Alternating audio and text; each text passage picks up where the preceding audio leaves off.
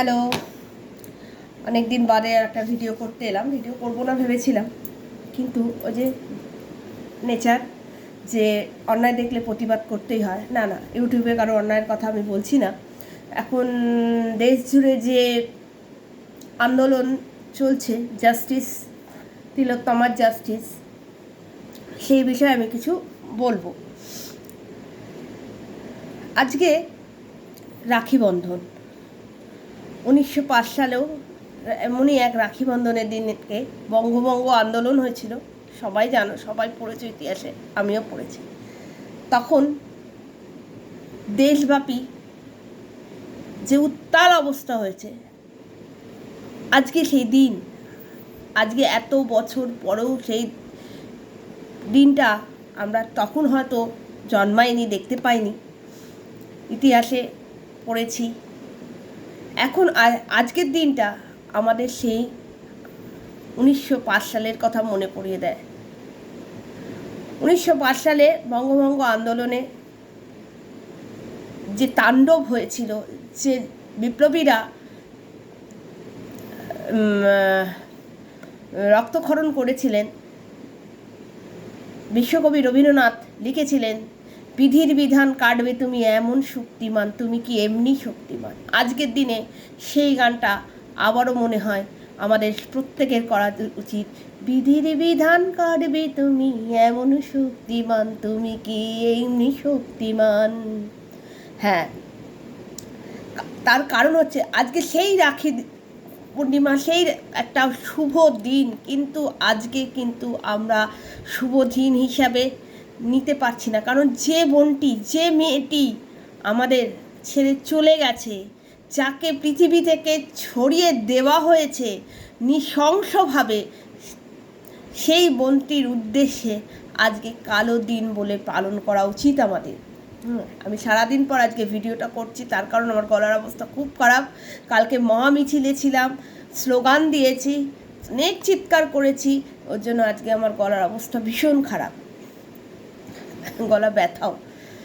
আমি প্রত্যেক দিন মিছিলে গেছি, প্রত্যেকটা দিন যে আমাদের যে স্কুল থেকে, ছেলের স্কুল থেকে যে মিছিলটা হয়েছিল সেখানেও অ্যাটেন্ড করেছি, একটু দেরিতে হলেও করেছি। বা প্রথম দিন 14ই আগস্ট রাতে যে মিছিলটা হয়েছিল সেখানেও ছিলাম। ইভেন কালকে মহামিছিলে অনেকটা রাস্তা হেঁটেছি, প্রচুর স্লোগান দিয়েছি, ছোটোখাটো আমি লাইভ করে দেখিয়েছি যে আমার সঙ্গে সঙ্গে আপনারাও থাকুন। তা আজকে আমি হঠাৎ করে কেন আমি ভিডিও করছি, আপনারা দেখছেন সেদিনকে অনেকগুলো লাইভ হলো, আমিও একটা লাইভে অ্যাটেন্ড করেছিলাম ইউটিউবে, যে যারা এই নির্যাতিতের ফটো বা নাম রিভিল করছে বা রিভিল করে পয়সা আর্ন করছে। এরকম অনেকে, এরকম 2-3 জন নয়, এরকম অনেকে এই ফটো এখনও ইউজ করছে। আমি তাদের শর্টসের গিয়ে কমেন্ট করছি যে সরিয়ে দিতে, ফটোগুলো না দিতে। অনেকগুলোকে করেছি, কিন্তু ধরে ধরে আমি কজনকে করব। আজকে নাম নেওয়া হয়েছে বলে সন্দেহ করছে, আমরা শুনিনি যে ডক্টরদের সমন পাঠিয়ে লালবাজারে ডাকা হয়েছে। আজকে যদি তাদের সমন পাঠিয়ে লালবাজারে, তারা একজন প্রখ্যাত ডাক্তার, একজনকে তো আমি চিনি, ডক্টর কুণাল ঘোষ, উনি মেডিকাতে কার্ডিওলজিস্ট, আমি ওনাকে চিনি। আমি গেছিলাম মেডিকাতে, মানে আমি আরএনটি করে তো সবসময় যাই, আরএনটি করের পাশেই উল্টো দিকেই মেডিকা।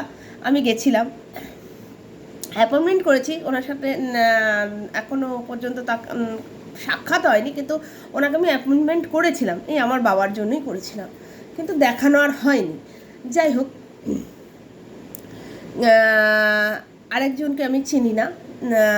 এই দুজন ডক্টরকে লালবাজারে ডাকা হয়েছে সমন দিয়ে। কত বড় ইনসাল্ট ব্যাপার! দুজন না তিনজন প্রখ্যাত ডাক্তার, তাদেরকে সমন পাঠানো হয়েছে নির্যাতিতার নাম রিভিল করার জন্য। তাহলে প্রথম দিন, যেদিনকেই এই যে আরজি করের যে প্রিন্সিপাল ছিলেন, প্রাক্তন প্রিন্সিপাল ছিলেন, তিনি একই দিনে 9বার নাম উচ্চারণ করেছেন। তাহলে তাকে কেন সমন পাঠানো হয়নি?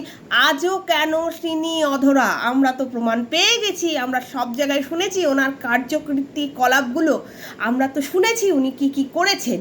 তবে এখনও কেন, এখনও 9 তারিখের ঘটনা, আজকে বোধহয় 19 না 20 তারিখ এরকম, মানে মনে নেই আজকে কত ডেটটা।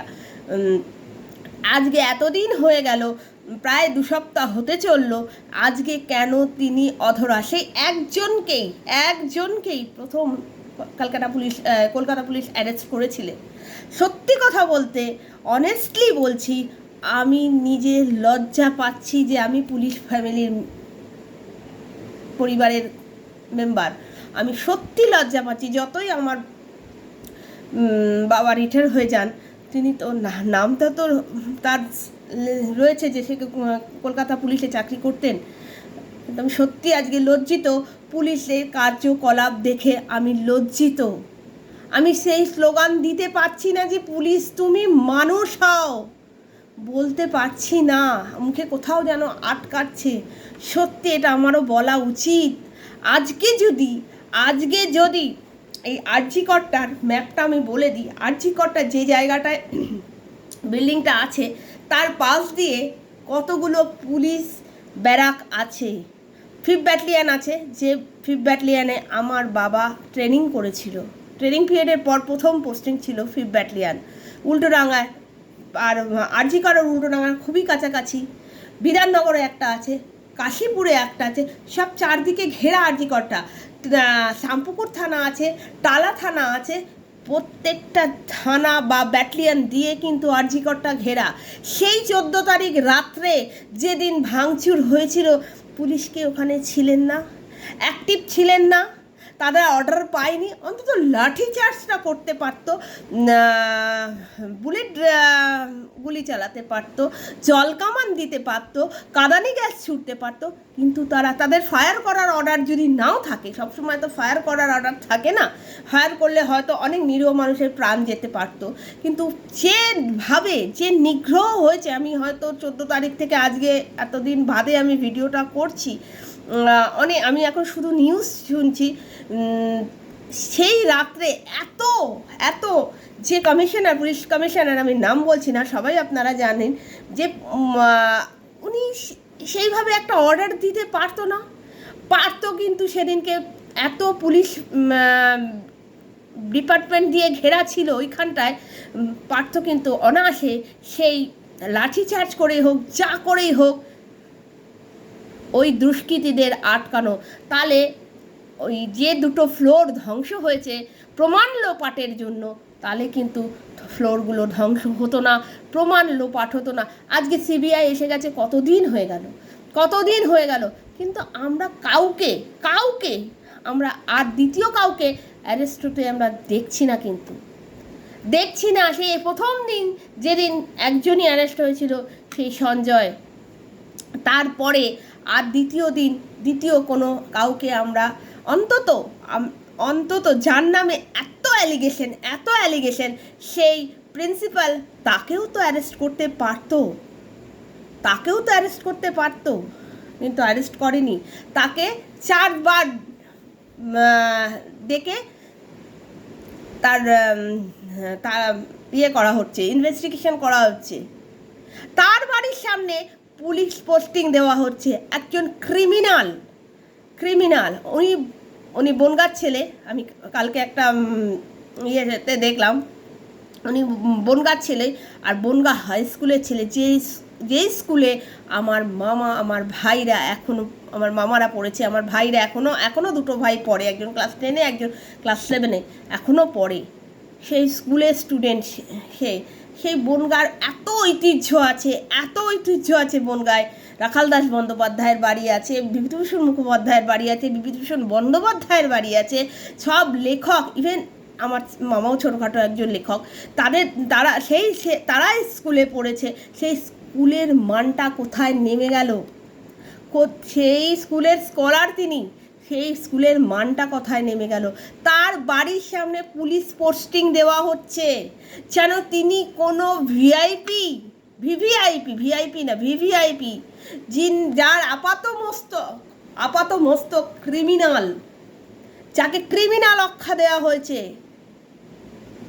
আজকে যে নির্যাতিতা, যে তিলোত্তমাকে আমরা হারিয়েছি, মনে করে দেখুন তো 2021 সালে ওই আরজি করের ওপর থেকে একজন ডক্টর আত্মহত্যা করেছেন। আদেও কি সেটা আত্মহত্যা ছিল? আদেও কি সেটা আত্মহত্যা ছিল? প্রপারভাবে ইনভেস্টিগেশন হয়নি। কারণ ঘুঘুর ভাষা কিন্তু আজকে নতুন নয়, ঘুঘুর ভাষা ওখানে বহু পুরনো। 4 বছর ধরে ওই কলেজে প্রিন্সিপাল হয়েছে। আজকে তাকে প্রিন্সিপাল পদ থেকে হাটিয়ে সরিয়ে সঙ্গে সঙ্গে অন্য একটা ন্যাশনাল মেডিকেল কলেজে দেয়া হলো। কেন?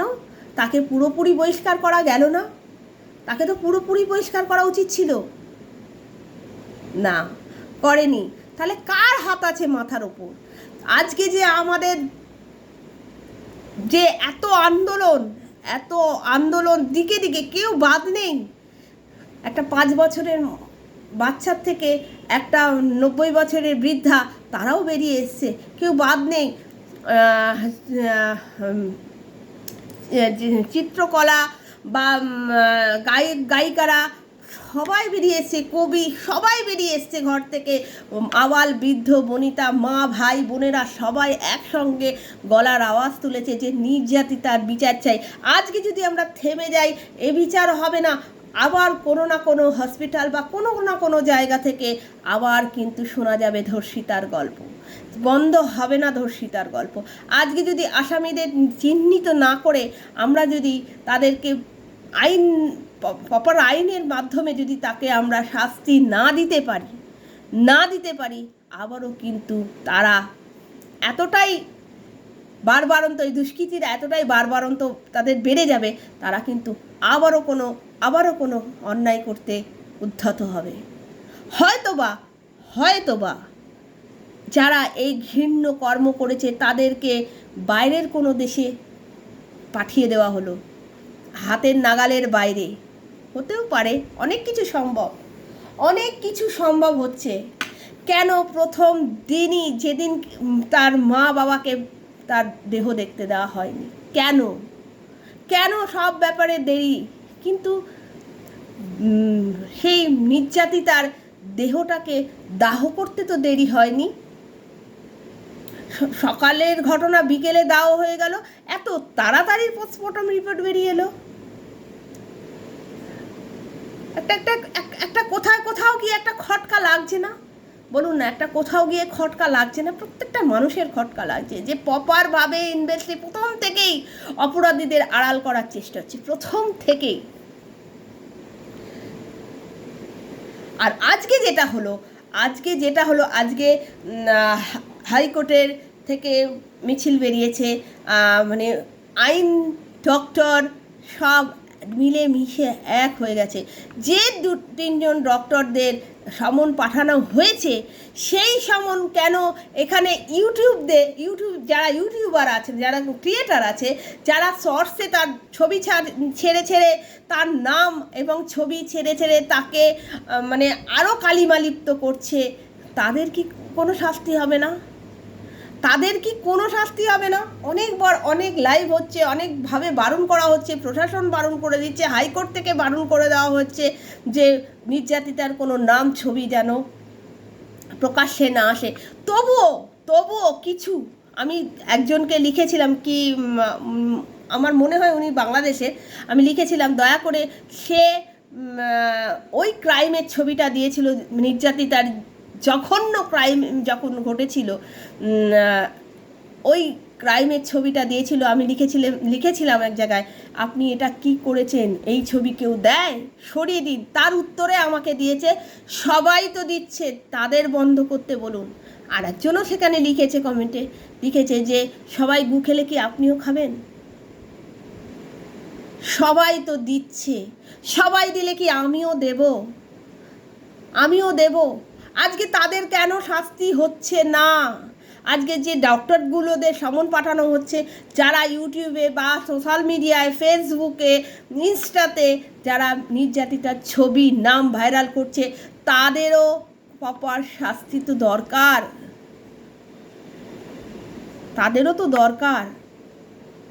যে 9 বার নামটা উচ্চারণ করেছে সেই প্রিন্সিপাল, সো কস প্রিন্সিপাল, এই নামটার জন্য তাকে একবারও কি লালবাজারে ডাকা হয়েছিল, সমন পাঠানো হয়েছিল? হয়নি, কিন্তু হয়নি, কারণ তার মাথায় এত বড় বড় হাত আছে, ছত্র ছায়া আছে, তার মাথায়ও বড় ছত্র ছায়া আছে, তার জন্য তাকে ডাকা হয়নি। হয়তো এই ভিডিও যদি আমার ভাইরাল হয়ে যায় আমাকেও ডাকা হবে বা আমাকেও ধরা হবে, হোক, ভয় পাই না, কিন্তু অন্যায়কে সাপোর্ট করিনি, করব না, সে ইউটিউবের অন্যায় হোক বা বাইরের কোনো অন্যায় হোক। পারছি না সহ্য করতে, খারাপ লাগছে, কষ্ট হচ্ছে, কারণ আমরাও নারী। আমিও অনেক রাত করে করে বাড়ি আসি, যতই আমার সঙ্গে আমার হাজব্যান্ড থাক, কিন্তু যদি তাকে চেপে ধরে ধাক্কা দিয়ে, এমন তো বুড়ি হয়ে যায়নি, থুত্তুরে বুড়িদের 60 বছরের বুড়িদেরও ছাড় পাচ্ছে না, 80 বছরের বুড়িদেরও ছাড় পাচ্ছে না, 5 মাসের বাচ্চাও ছাড় পাচ্ছে না, আমি তো 40 ঊর্ধ্ব। রাত্রিবেলা ফিরি, হাট থেকে ফিরি, অনেক দিন 2টো 2:30-টের সময় আমরা ওই বিটি রোড ধরেই আসি। তাকে ধাক্কা মেরে ফেলে দিয়ে ওই আমাকে কোথাও টেনে নিয়ে যাবে না, এমন কি মানে আছে? আমি কি নিরাপদ? আরও বলেছে রাত্রিবেলা মেয়েরা কাজ করবে না। কেন? দিন যদি রাত ছেলে সমান হতে পারে, রাতে কেন পুরুষদের অধিকার থাকবে? কেন নারীরা অধিকার পাবে না? রাতেও নারীদের অধিকার আছে, যার জন্য 14ই আগস্ট রাত্রে আমরা নারীরা সোচ্চার হয়েছিলাম। কেন নারী পুরুষ সমান সমান হবে না? সব ব্যাপারে যদি নারী পুরুষ সমান সমান হতে পারে, কেন আজ নারী পুরুষ সমান নয়?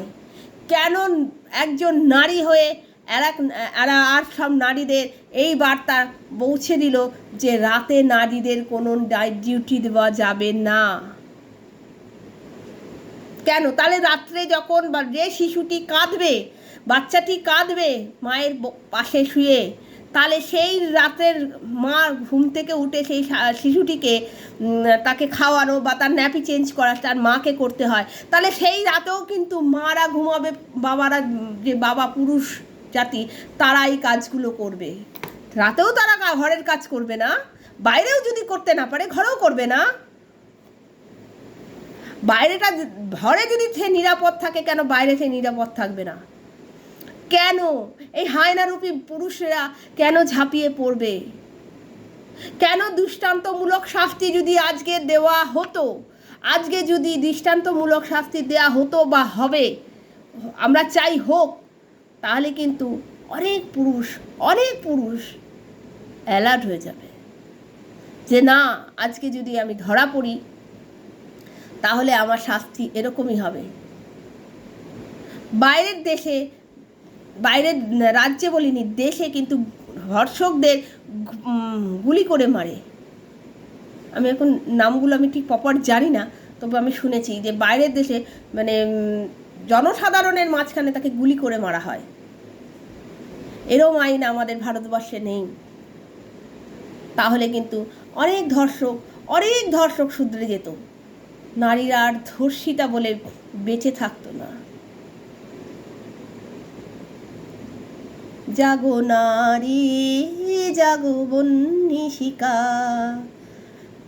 তাহলে কবি নজরুল এই গানটি করে গেছে, জাগো নারী জাগো বন্নিশিকা। নারীকেই জাগতে হবে, নারীকেই খড়গ ধরতে হবে, নারীকেই মা দুর্গা সাজতে হবে। আজকে পুরুষ নারী নির্বিশেষে, আবাল বৃদ্ধ সব নির্বিশেষে রাস্তায় আমরা বেরোচ্ছি। আর যারা সোশ্যাল মিডিয়ায় এখনো, ইউটিউব, ফেসবুক, ইনস্টাতে এখনো সেই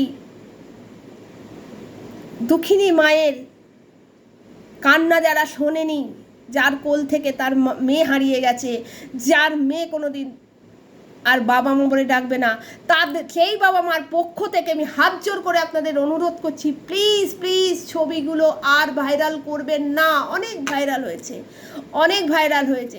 আজকে সেই সময় এত স্মার্টফোন ছিল না, 12 সালে কথা, বা কামদুনি তাদের নাম আজও আমরা জানতে পারিনি, তাদের ছবি আজও ভাইরাল হয়নি, কিন্তু এই মেয়েটির ছবির ভাইরাল কেন? সে এত কী পাপ করেছিল যে তার ছবিটা এমভাবে ভাইরাল করতে হচ্ছে? প্লিজ আপনারা ছবিগুলো সরিয়ে দিন, অন্যভাবে ভিউজ কামান, অন্যভাবে পয়সা রোজগার করুন, কিন্তু তার ছবিগুলো আর দিয়ে ছবিটাকে কলুষিত করবেন না। মানুষটিকে শান্তিতে থাকতে দিন। মানুষটির জন্য এইভাবে আপনাদের দুঃখ প্রকাশ করতে হবে না, ছবি ছাড়া দুঃখ প্রকাশ করুন।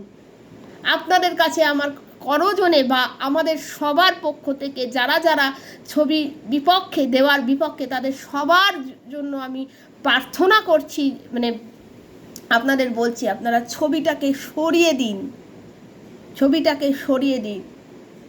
জানি না আইন আপনাদের কতটুকু শাস্তি দেবে, কিন্তু ভগবানের কাছে যেন আপনারা কোনো রকম শাস্তি না পান।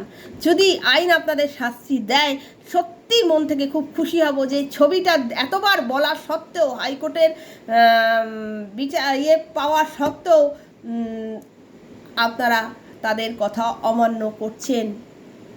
আমি কোনো দিন বলি না যে আমার ভিডিওটা শেয়ার করুন।